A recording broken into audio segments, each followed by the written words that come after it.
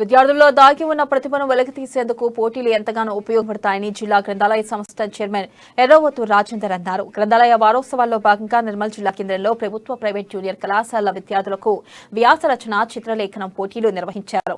విద్యార్థుల్లో విజ్ఞానాన్ని పెంచేలా, పోటీ పరీక్షలకు ఉపయోగపడేలా నిరుద్యోగ అభ్యర్థులకు అందుబాటులో లైబ్రరీలో వివిధ రకాల పుస్తకాలను ఉంచామని తెలిపారు. ఇక ఈ కార్యక్రమంలో గ్రంథాలయ అధికారులు విజయశ్రీ, సంజీవరెడ్డి, పృథ్వీరాజ్, కవులు వెంకట్, అధ్యాపకులు పాల్గొన్నారు.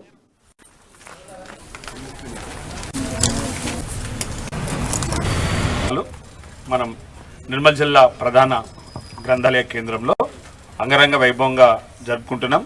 14వ తేదీ నాడు చక్కగా ఈ జాతీయ గ్రంథాలయ వారోత్సవాలను మనం నిర్వహించుకుంటున్నాం.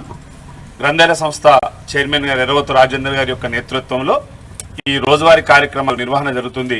తెలంగాణ ప్రభుత్వం ఏర్పడ్డ తర్వాత గ్రంథాలయాలకు ప్రాధాన్యత ఇవ్వడం జరిగింది. ఆ భాగంగానే ప్రతి సంవత్సరం జాతీయ గ్రంథాలయ వారోత్సవాలని నిర్వహణ చేసుకుంటున్నాం. అయితే కరోనా కాలంగా 3 సంవత్సరాలు